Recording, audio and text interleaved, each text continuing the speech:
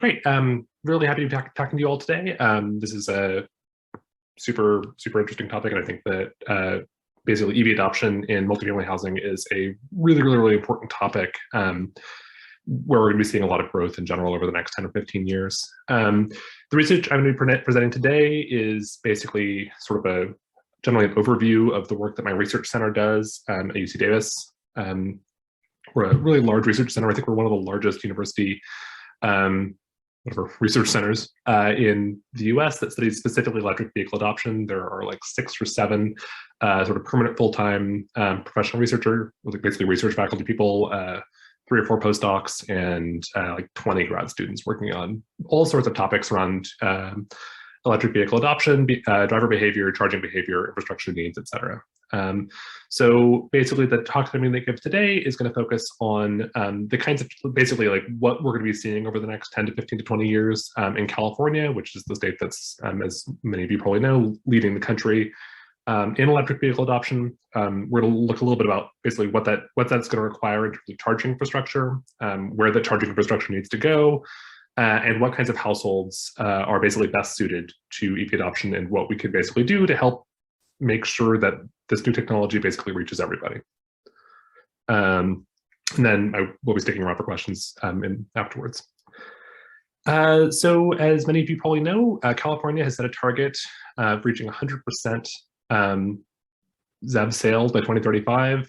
This is basically was announced by Governor Newsom a couple of years ago, and it's right now it's being formalized in the California Air Resources Board Advanced Clean Cars 2 regulation. And what this is going to look like is basically a really rapid ramp from where we are now at about 10% of all new vehicle sales being EVs to something like 100% in 2035.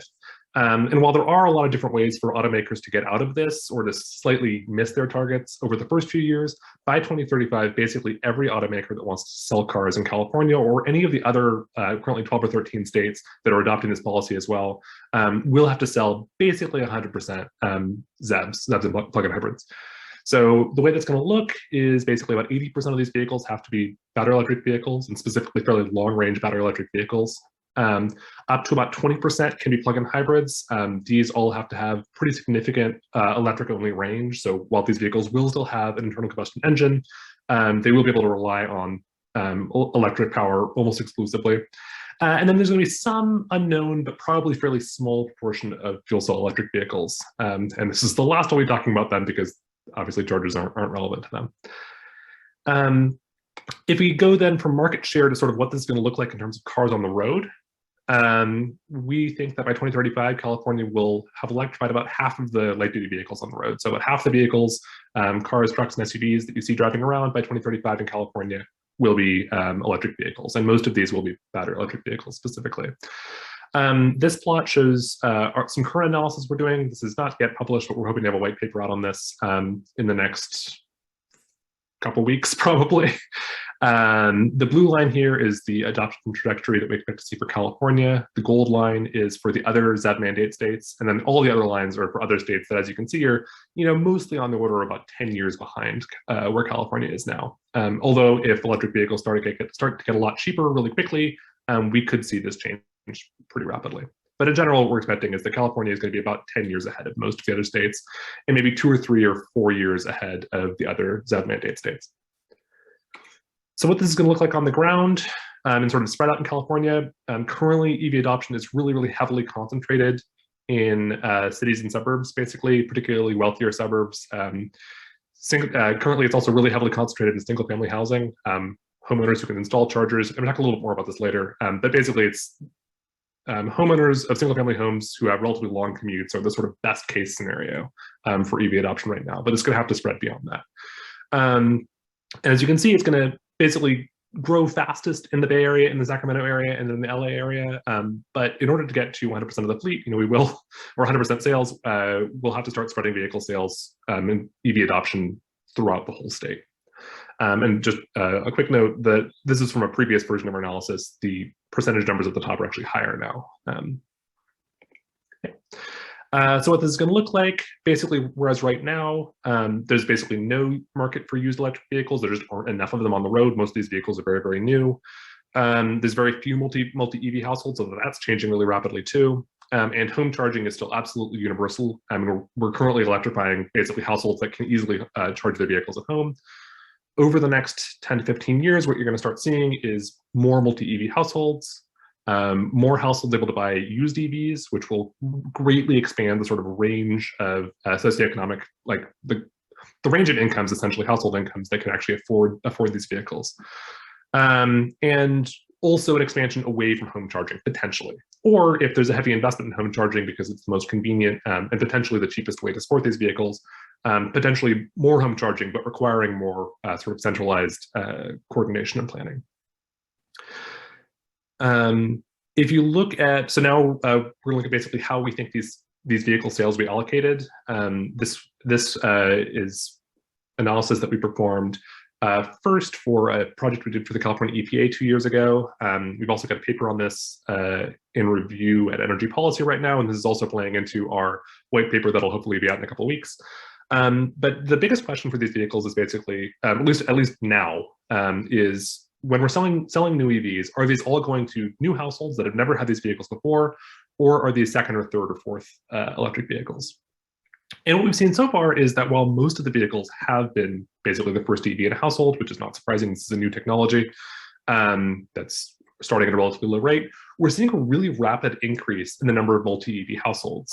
So our survey from 2019 actually found about 10% of the EVs purchased in that year in California were by multi-EV households. And this surprised us because it's a lot higher than what we were expecting in general, but this basically forced us to recalibrate our models because we know that this number has actually continued to increase since then, although we haven't repeated this exact survey.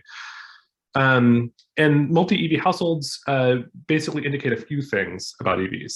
First, that when households buy these vehicles, they think that they're actually pretty useful, pretty convenient, and are willing to convert the rest of their household fleet to this new technology.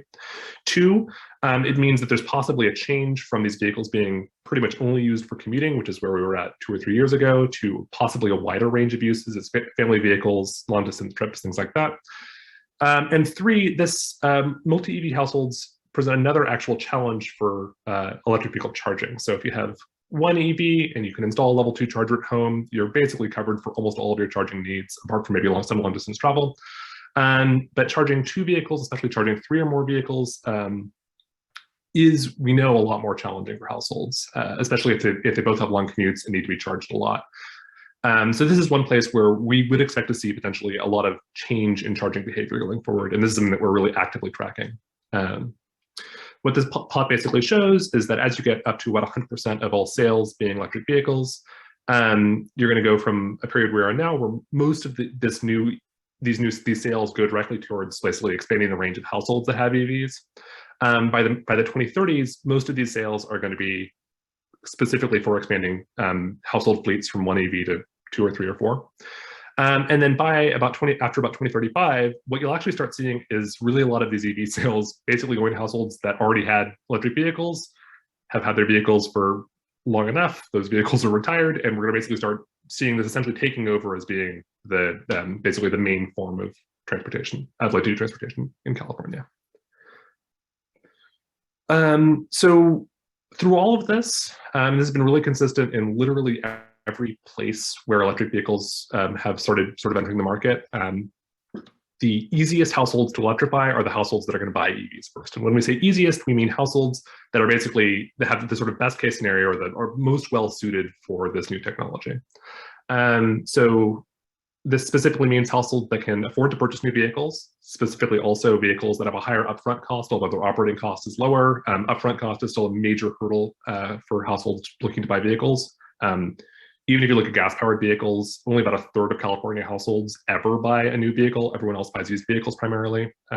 So this is a really, really major sort of initial barrier to widening the range of households that have EVs. Households that can afford to plug their vehicles in at home. This is specifically single-family homeowners, is what we mean when we say that. Although with more support, this could expand a bit. Households that have other vehicles they could use for long-distance trips. This is something where basically, like, if you range anxiety, if you have a 200-mile range vehicle, you basically won't ever have range anxiety on your or encounter the range of your vehicle in your day-to-day travels, but you might want something else for long-distance trips.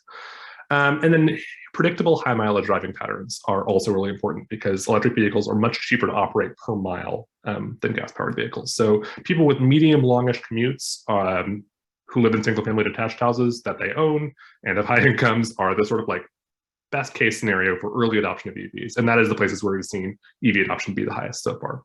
But in the future, we're going to need to basically support a much wider range of households and uses.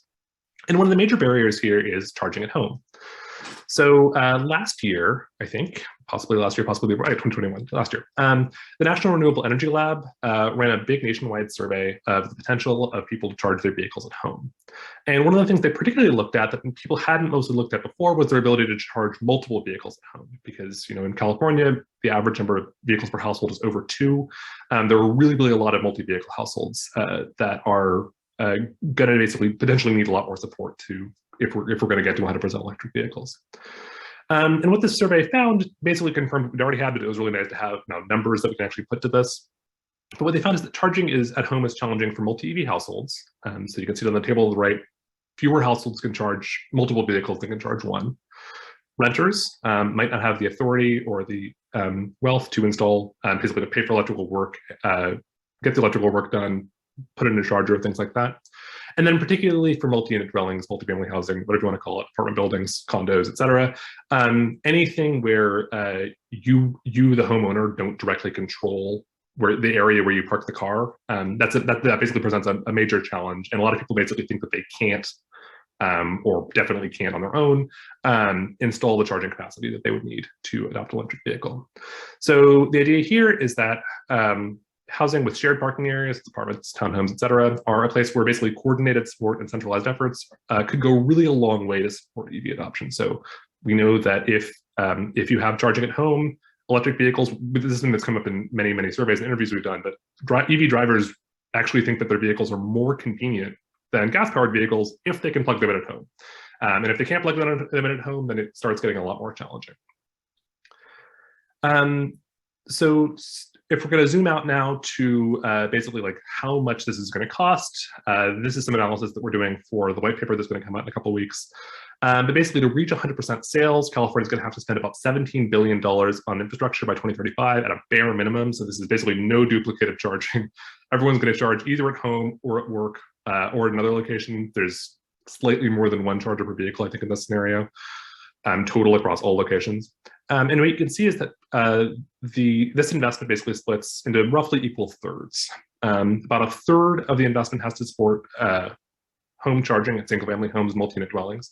About a third is going to support shared level 2 charging at workplace, commute destinations, and in public areas, and about a third has to support DC fast charging. And this is with basically a bare minimum assumption for all of these.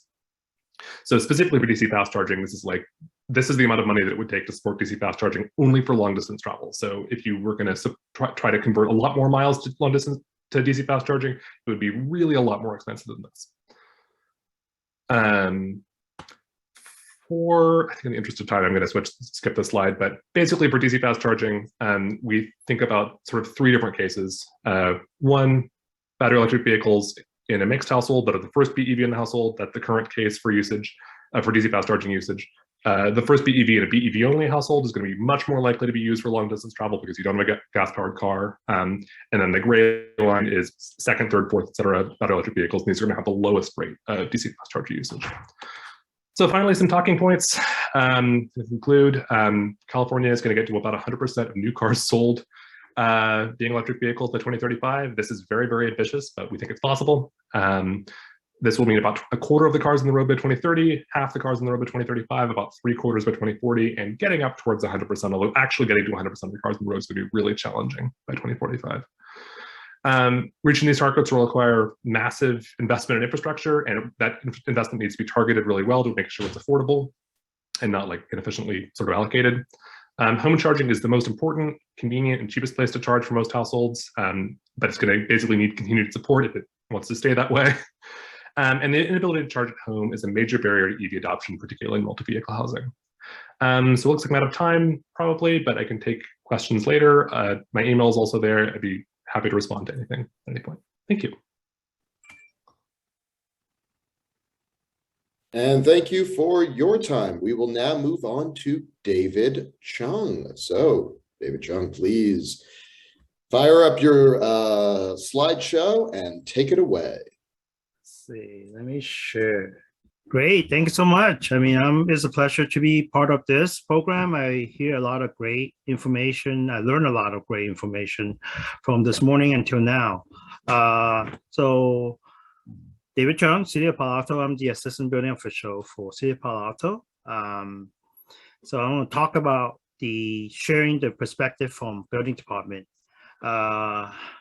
So City of Palo Alto, I am overseeing the plan check and also charged with looking at the upcoming Rich Code 2022 version. A little bit history about City of Palo Alto. Palo Alto has been a leader in sustainability and making very impressive progressive toward carbon impact, green building, greenhouse gas reduction. Since 2020, Palo Alto has emitted an estimated of 385,000 metric tons of carbon dioxide from the residential, commercial, transportation, wastewater, and municipal sector. So sustainability is very important. I think one of the city council top priority is to develop strategy to, tackle greenhouse gas emission. We're aiming for that 80% below 1990 level in 2030. So this is pretty aggressive what we can do and so forth. We have a very engaged city staff working with our mayor and also council member to tackle the sustainability and also climate action plans. Let's see, sustainability focus area. We focus on energy, water, zero waste, climate adaptation, and EV, of course, right?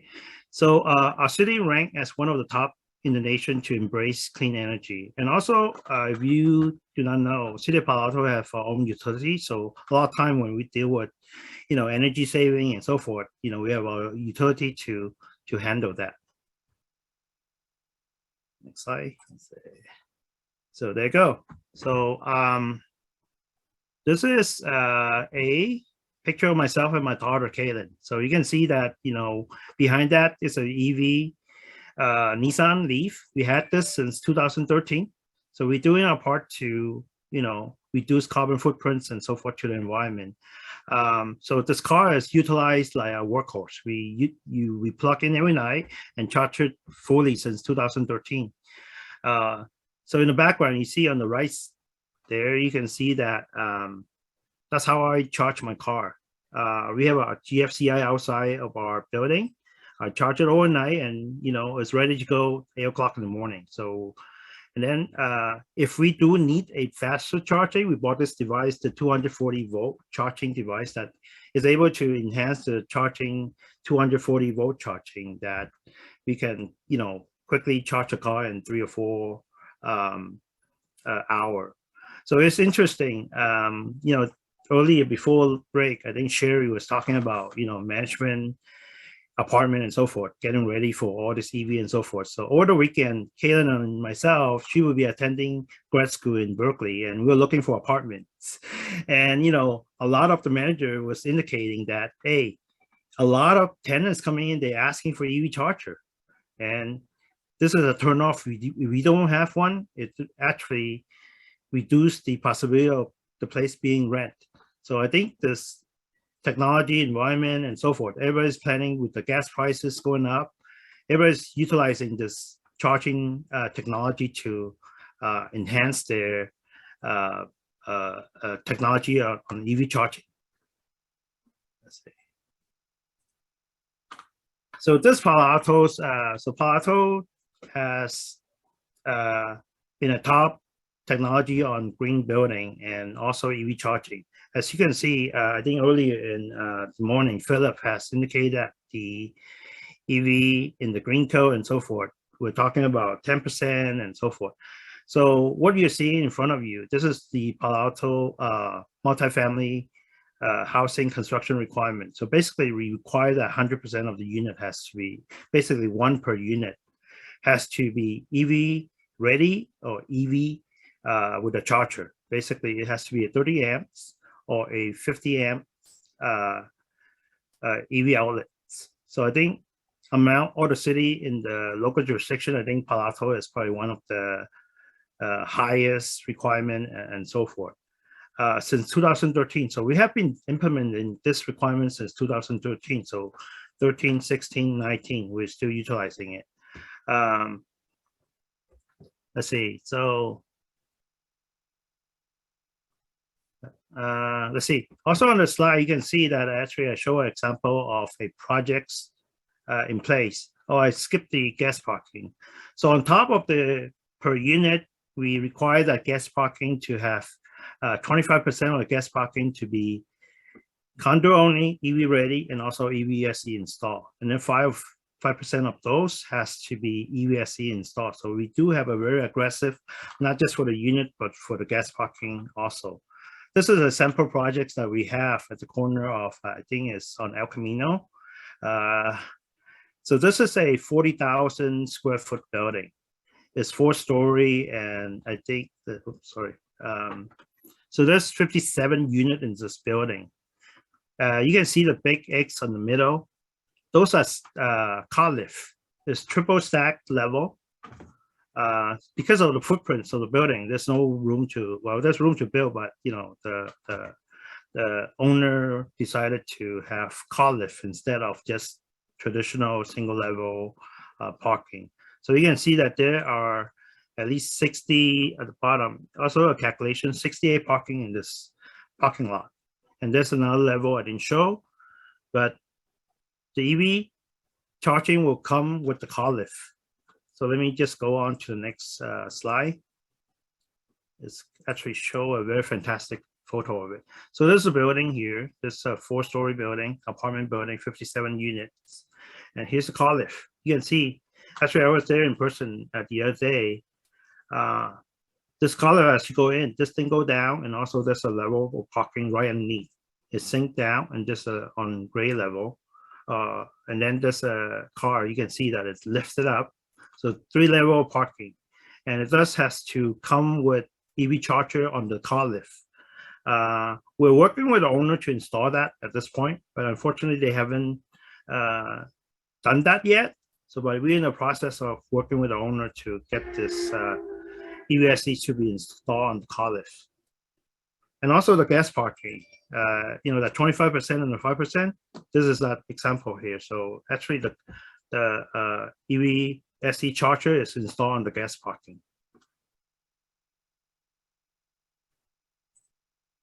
So to keep time in short, I think I was asked to answer some of this question. So since 2014, we did a tally up of the number. We have 18 buildings that consists of multifamily and also some building with mixed use, commercial and multifamily. We have 18 buildings, and the EV charge outlets installed, we have about 400 on those buildings. The next question, how hard is it for staff to implement compared to other building code? So just like everything else, we, you know, in building department, we have to adopt new code or enforce new code every 3 years. So I think just a lot of training, you know, with staff, get them involved early in the process, you know, plan ahead. So basically by January 1st, 2023, we should have some of our checklists ready to implement the new code and so forth. Reaction from the building or builder community. So we have used this for the last 10 years. A lot of our architect owner in town, they do know our requirements. So I don't think it's a big reaction saying that, oh, this is too hard to comply. And with the requirement, it's pretty basic. You can see 1 per unit, right? We don't have to memorize that based on percentage, level 1, level 2, and so forth. So it's pretty straightforward. I don't see any big issue dealing with our community. And then we're working on the 2022 building code adoption right now. We have consultant looking at rich code. We're looking at what's not working, what's working in our process, and so forth. Let's see. And also, I think one thing also, sometimes when we adopt a building code, and you know, when we present it to the public, sometimes they look at different way of seeing the code. So we'll want to find out that to make sure that the loophole, any loophole that is clarified that way, our intent is being complied to the requirement. So we're planning to conduct outreach in June and July for our reach code. So if you're interested, I want to keep this short. I believe my email address is on here. I don't see it, but if you are looking for my email address, just reach out to me. I can send it to you. It'd be fantastic if you can join our outreach, provide your feedback, and that way we have a successful code going forward. Well, fantastic. Thank you so much for that presentation. And we will now move on to our next speaker. All right. Thank you, Adam and David. Those were awesome presentations. I'll go ahead and share my screen. Looks like, yeah, here we go. And let me just make that full size. Okay, how's that? Looks great.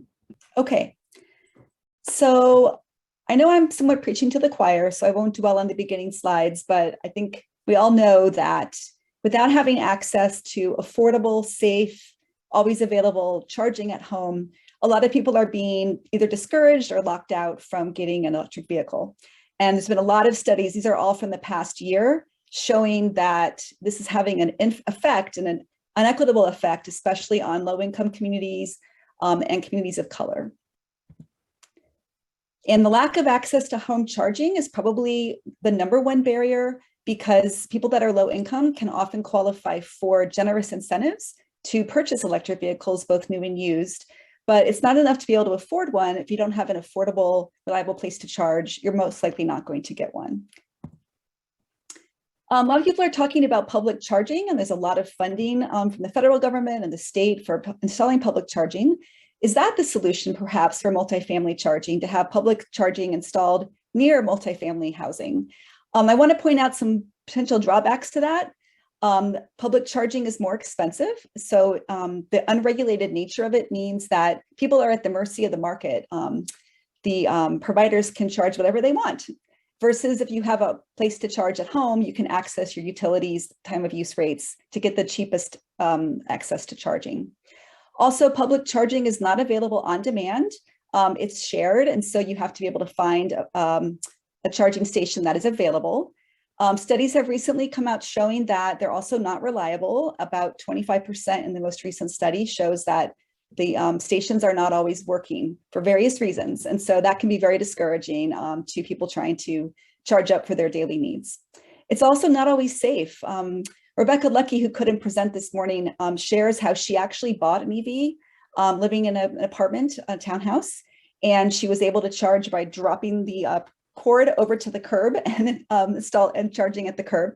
But when the apartment owner said that wasn't safe, she had to discontinue doing that, had to rely on public charging, and found that with her children trying to play in the parking spots while she was charging, or at night as a woman, she didn't feel safe. And finally, they're not easy to use. You have to move your car when it's done charging. So these are reasons why we believe in our coalition, which I'm getting to next, we need at-home charging. There is no place like home. It's the most affordable, reliable, safe, and accessible place to charge. Also, you can see that there's no time like now, no place like home and no time like now, because when we wait to try to retrofit multifamily housing later for EV charging access, the cost is exorbitant. If you can do it at the time of construction, it looks like it's officially by PG&E, or we actually calculated that at the time of construction, it's only $1,410 per unit. But if you go up to, if you wait to retrofit, it's either $4,443 theoretically, but PG&E is charging $18,000 per port. So we're talking about a huge differential. It's much more effective to do the installation correct upfront while you're doing the building before the cement is laid down. So let's look at what is coming down the pike in terms of housing being built. It's predicted that within the next, between 2015 and 2025, that decade, 5,700 single family homes will be built. and 584,000, so a little more, multifamily housing will be built. And according to the current code, applying the current CalGreen code, 498,000 of those units are going to require retrofitting to the tune of $9 billion. So our coalition, the EV Charging for All Coalition, is advocating for equitable EV charging via equitable building codes. Our coalition has been steadily growing. We have a mailing list of 1,400 and a Slack team of 130. There's over 100 organizations that are members of our coalition. Thousands of people have signed our letters, and many state legislators have signed on. Our mission is to ensure affordable, safe, and always available EV charging at home or at work for all California residents. We envision a world where everyone can access affordable electrified transportation at home or at work, especially in multifamily housing and in communities burdened by air pollution. Our theory of change is that by organizing a diverse coalition representing multiple stakeholders, we have faith communities, builders, apartment residents, environmental justice communities, EV advocates, a very broad coalition, companies. We believe that together we can strengthen the state building codes, programs, and policies to ensure 100% access to affordable and convenient EV charging for all. I want to draw an analogy that I actually learned from a speaker who spoke this morning on the equity panel, Dr. Andrea Malpiero Colomina. She shared that today's housing that doesn't have at-home charging is like yesterday's cold water flat. And a cold water flat is basically an apartment that doesn't have cold water. And they were very common before the 1960s and even during the 1960s. It was a way for builders to save money on cheaper housing. They just didn't install hot water. And it wasn't until the government came in and mandated that all new buildings must include hot water that low-income residents were able to have it included as a right in their housing. And we believe that today's EV charging is similar. It needs to be included as a basic mandate for all charging so that everybody will have equitable access. Currently, the CalGreen code has been moving steadily in the direction of more access. Back in 2015, all single-family homes were required to have EV-capable charging. At that time, only 3% of multifamily units were required, multifamily parking spaces were required. And then the next code cycle bumped it up to 10%, which is where we're at right now. And then beginning in 2023, 40% of parking spaces will have to have some level of EV charging access. It's a combination of EVSE, EV capable, EV ready. We believe we can do better than that, and we have 3 guiding principles. We believe that we need to maximize access to charging so that all new multifamily units with parking will have access to EV ready charging. The discussion this morning pointed out very well the limitations of EV capable. It just is not going to be ready to plug and play and may not ever be converted. So we believe all new multifamily units that have parking need EV ready charging. But at the same time, we want to minimize the cost and hassle for the residents and for the building owners, builders, apartment managers, and homeowners associations. So we came up with a very elegant solution, and a huge kudos to the group that founded this coalition, led by Sven Thiessen and others, many experts that have decades of experience with EV charging and code. Our solution tries to make all those 3 maximized or minimized. And what it basically recommends is that for every housing unit in an apartment or condo complex, not every parking space, that's not necessary, but every unit that has access to parking should have access to power for EV charging. We recommend doing a low power level 2 instead of a full level 2, because that will save cost to the builder, yet be adequate for the vast majority of EV drivers. But that needs to terminate in an actual receptacle where you can actually charge. So it needs to be EV ready. We also think it's important that there be very visible signage saying EV ready, so we increase the awareness of the availability of that charging to the residents.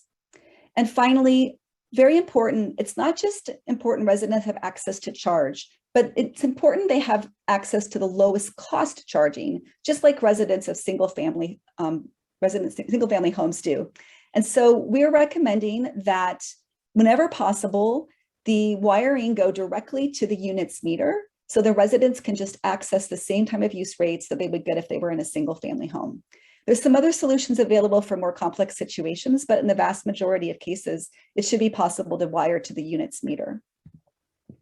And so I want to spend the most time on this slide. This is probably the most important slide I'll be showing you today, because it shows how this actually works. These three principles applied to our proposal. And so this is a case study with a new 100-unit apartment building that has 175 parking spaces. Notice that there's 100 units and 175 parking spaces. So in the first three bars you'll see here, those are looking at how many parking spaces have EV charging access. So under the Cal Green code that's currently in effect, you have 10% of the parking spaces having some level of EV charging capability, and that will require 168 kilowatts of power for that complex. Under the new code that will start in January, 40% of parking spaces will have access, though 10% of those are just EV capable. So really only 30% are going to have access. And that will jump up to 462 kilowatts of power required. We don't know where Cal Green's going, but we're glad that Kyle Kraus is going to be speaking later after me, may have more insight. We're just guessing and estimating. We know that the mandate is to increase access. So if we're going at about the same rate, perhaps the next triennial code update will go up to 70%. And if it did, then 630 kilowatts of power would be needed for 70% of the parking spaces being wired for charging. So the last column here is the most important. In my opinion, our coalition's proposal shows that if we, instead of trying to wire all the parking spaces, we just make sure every unit, so 100 units, has access to EV charging. So that's 100 parking spaces. That would only require 480 kilowatts of power. And in this case, kilowatts of power, those are basically, that's money. Every extra kilowatt is costing more money. And so you can see that this actually will save money over what we expect will be the proposal in 2024, perhaps. It's just a little bit more than the current proposed one now. It just really chunk change for the builders. It's very minimal. But instead, we go from only 30% of residents being able to have plug and play charging to 100% of the units having access to charging. So we're excited about our proposal. We presented this last year, and although it wasn't adopted in full, we are grateful that HCD and the BSC increased their ambition from the originally proposed 20% to 40%. So really happy it's going in that direction. And we're hoping to work together with the agencies and our coalition partners. We're also in conversation with the builders, with CBIA, who spoke earlier today. So we're really optimistic we're going to get to a much more equitable and accessible codes in the next adoption. But to make sure that happens, we have proposed a bill that Senator Allen is sponsoring. That is currently, actually tomorrow, it's going to be heard on the Senate Appropriations Committee. It's passed the Housing and the Transportation Committees. And if you would like to support, after I finish presenting, I'll drop this link into the chat. But we have a call to action for you to email your senator. If you like our proposal and think that we should move aggressively forward to provide EV charging access to all residents of new apartment and condo buildings, then please urge your senator to support. It's very important to show that outreach of support from around the state. This is an ask for all California residents. If you don't live in California, and if you do, you also are welcome to reach out to Governor Newsom. You know, he probably has aspirations to be a leader beyond California, so he cares about what folks around the country think. And if you like your proposal, there's a link that we'll share in a minute for you to reach out to Governor Newsom and ask for his support. He has staked out a very ambitious agenda for EV adoption, but without the charging available to residents of apartments and condos, they won't be able to participate in this EV revolution that California is leading on. And so if you want to reach out to me, my time's running to the end for my part, but you can reach out to the coalition, evchargingaccess@gmail.com. I check those emails. Also have an Actera email address where you can reach me. And if you want to pitch in to help with our efforts and join our coalition, I'll also add that link to the chat to offer to volunteer and share your expertise and thoughts with our coalition. So thank you so much. I will pass it back to you, Alfred. Well, that was fantastic. we're going to bring the group back together. Or Kyle, I believe that you will be speaking next. Sorry, folks. Yeah, good afternoon. I will share my screen here so that you guys can see my presentation. So how's that? Can you see the? Looks perfect. All right. So my name is Kyle Kraus, and I'm the Deputy Director for HCD's Division of Codes and Standards. And on behalf of Director Gustavo Velasquez, I'd just like to say thank you for having us participate in this presentation today.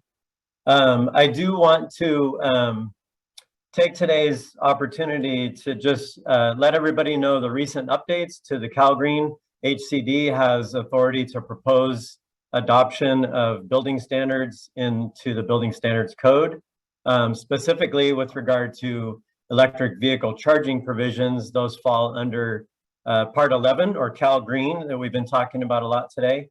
And most recently, HCD proposed significant changes for multifamily buildings, hotels and motels that'll be effective in January. So the next slide here provides that overview of the recently approved changes. So we're continuing forward with our 10% EV capable, and those are spaces that are have electrical panel capacity, a raceway to a parking area for future installation of EVSE. This is something we worked with the Air Resources Board on many years ago that was deemed important to allow additional expansion. But the two newest provisions are first time ever direct access to EV charging. And this comes into 25% of the parking spaces associated with multifamily having low power level 2 receptacles. And these are 208, 240 volt, 20 amp electrical receptacle that allows level 2 charging for very efficient and effective charging, especially for those people who may drive longer distances and have greater need for that type of charging. And then 5% of the parking spaces will have level 2 EV chargers, and those apply to buildings with 20 or more units or guest rooms for the hotels and motels. So this now applies to multifamily buildings, like apartment buildings, as well as hotels and motels with the same requirements for both. And then any chargers or receptacles that are installed over and above these percentages can be on an automatic load management system, which can allow for a more cost-effective installation for additional EV charging access spaces to reduce the initial cost of installation of conductors and overcurrent protective devices, which is really helpful to getting more installed EV access. And then for the first step into existing buildings, HCD, under the scope and application of CalGreen, ventured into existing buildings where existing multifamily buildings where new parking facilities are being added, or if there's significant alterations of existing parking facilities that include modifications of the electrical system. Maybe they're adding lighting or some other electrical component to that existing parking facility. That would trigger installation of 10% of the parking spaces in that facility to have access to EV charging infrastructure. So this would be the EV capable or raceway panel capacity to allow that type of installation. I want to point out also that we know there's a long way to go, and we're on board with doing the hard work necessary. However, we feel it's very important that we continue to work with stakeholders and get it right. So that means things like identifying the right formula of EV charging access and receptacles, both potentially level 1 and level 2 receptacles, and full level 2 chargers.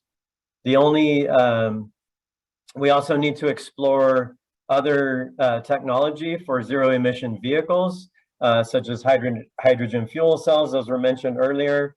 I'm very interested to continue to work with stakeholders on identifying the receptacle types, right? So we identified a certain amps and voltage, but we did not get into requiring a specific NEMA plug configuration for that receptacle. I'm interested in working with David from Palo Alto and other stakeholders to try to come to a determination, best practices, what type of actual receptacle works best for low power level 2 charging or higher level 2 charging. I feel fortunate because I have a detached single family home. I have access to level 2 charging receptacle at home. I also have access to level 2 charging at work.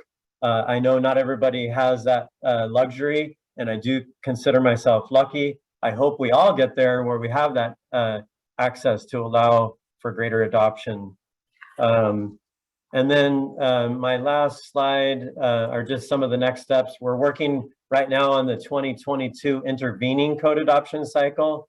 So some of those things that I talked about, like receptacle types, potentially looking at additional EV infrastructure requirements, and potentially, depending on where we get with stakeholders in the code adoption cycle that we're working on right now, and specifically the Cal Green EV workshop or EV work group, and see where the direction takes us to make changes in the intervening cycle.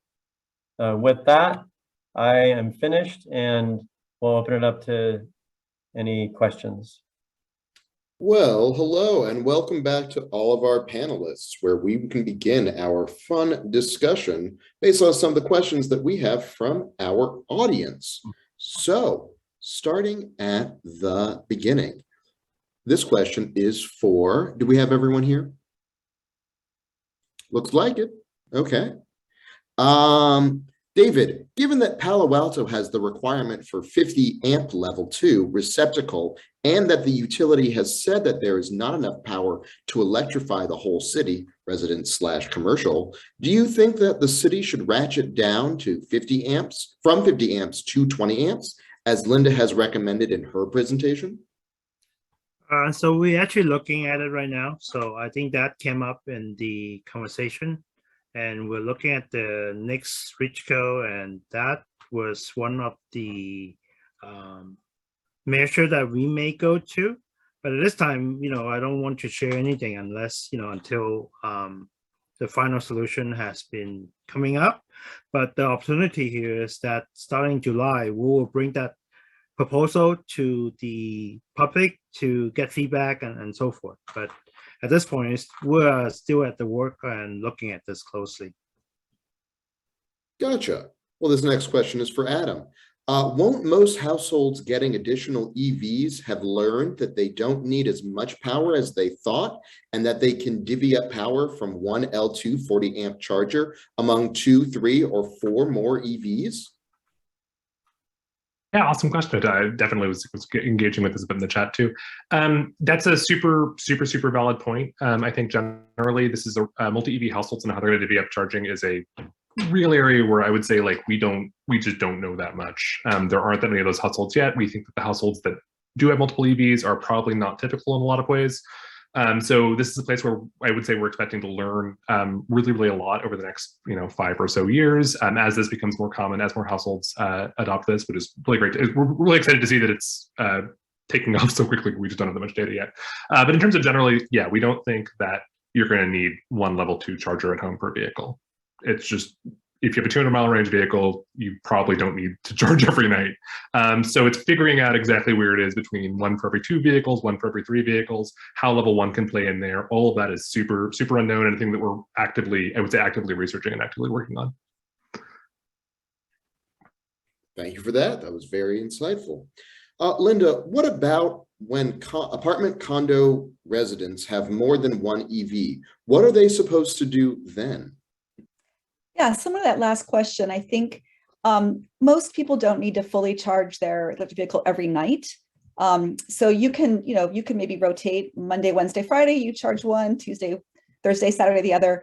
Because since you're in the same household, it's easier for you to share with your spouse or son or daughter who's driving than with strangers. So we don't think that'll be an issue. Really, with these, especially with the newer cars, they have much longer ranges. They don't have to be fully charged usually every night. So we don't think that'll be a problem. What's most important is that that unit gets access to charging and that they can be billed at their time of use rate. Very interesting. Well then, our next question is for Kyle. Kyle, please, might you give us a little more of a sneak preview of what HCD is thinking? I wish I had a crystal ball and I could answer this question more effectively.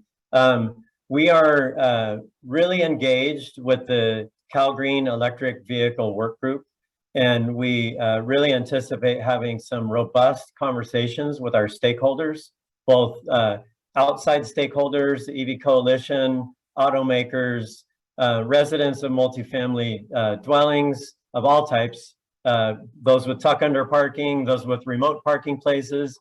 We want to get some feedback, and I know it's very difficult in the intervening code cycle to get that feedback about how these code changes that take effect in January will be rolled out. I know David understands this from his perspective, and many others, those that actually inspect these types of installations. So lacking that feedback of having these things being installed currently, we're kind of in a predicament of not being able to understand the challenges that we get as far as having actual installations being performed by builders and having multifamily building owners and managers managing these charging facilities, receptacles, and chargers.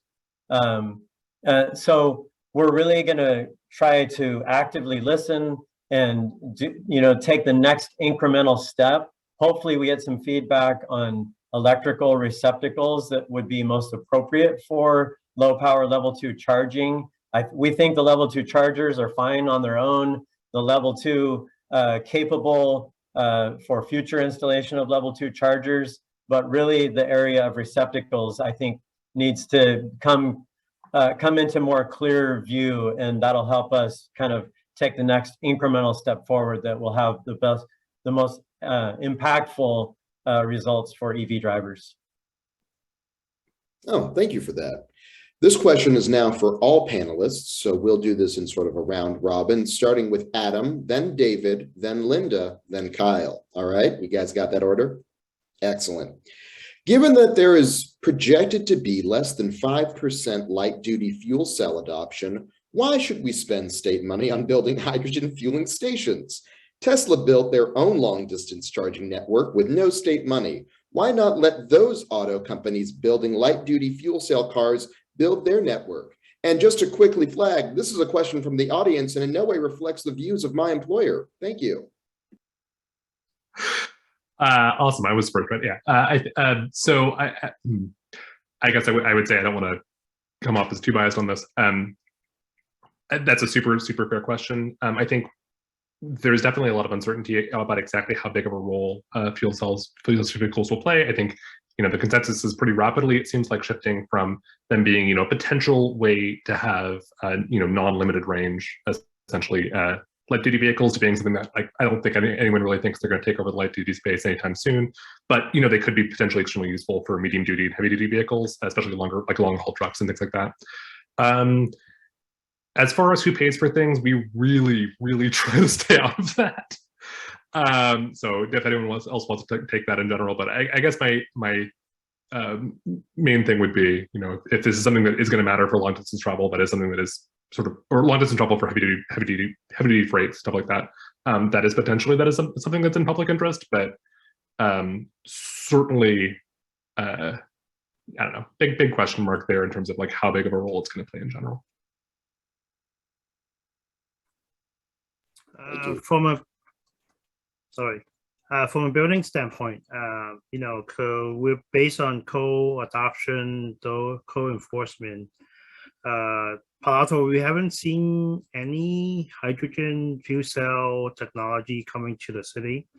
But if it's something that is proposed, then guess what? We're going to look at a building code because, a building code, Kyle Green, and look at those technology. We will enforce what the state code is permit or require. But as far as money and all this thing, we typically don't get involved too much with that. But again, anything that different than the fossil fuel to reduce the greenhouse gas emission, we City of Palo Alto is all for it.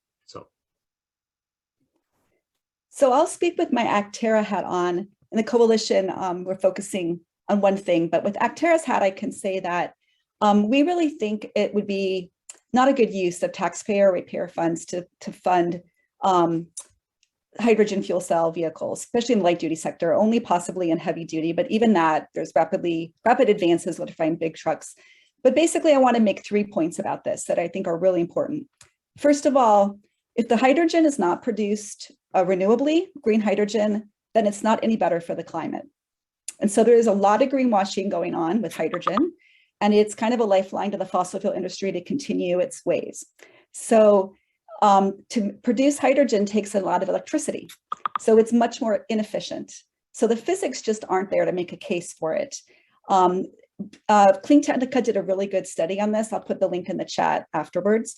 They found that hydrogen cars have an annual 4 times the fuel cost to the driver. So it's more expensive to them to charge, and 2 to 70 times the carbon debt as electric vehicles. So for the climate, we don't want to use any fuel cell vehicles that are not green hydrogen. Green hydrogen takes a lot more energy to produce. And so we don't want to, it's just not going to be viable. Second, it's not fair to the consumer to pay 4 times as much for, to fuel a Toyota Mirai costs 4 times as much as fueling a Tesla Model S. So it's more expensive to the driver. And third, the fueling stations, hydrogen fueling stations cost $1 to $2 million to install. For that investment, the state could install 143 to 286 EV chargers for every hydrogen fuel pump that's installed. And so we actually think it's not a good service, not a good use of taxpayer money to be investing in hydrogen fueling stations for anything except perhaps some heavy duty vehicles. And we really would love the state to stop trying to be neutral on this and be pro-climate, pro-driver, efficiency. And we would like the state to go to fully supporting EVs for light duty and medium duty. Thank you. All right, so that leaves me. So since I'm the only state agency speaking today on this, I think, first of all, hydrogen fuel stations aren't really appropriate for residential buildings. So they're not really kind of, in my wheelhouse. I'm also not a scientist that knows a lot about hydrogen fuel cell vehicles. I don't own one, don't drive one.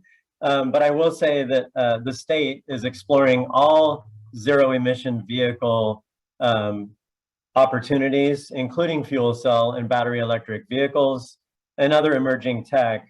I definitely hear the point that, fuel cell or hydrogen fuel should be made sustainably, and it shouldn't be something that, uses much more fuel than a conventional vehicle. But I think that it is part of a solution to get more ZEVs on the road.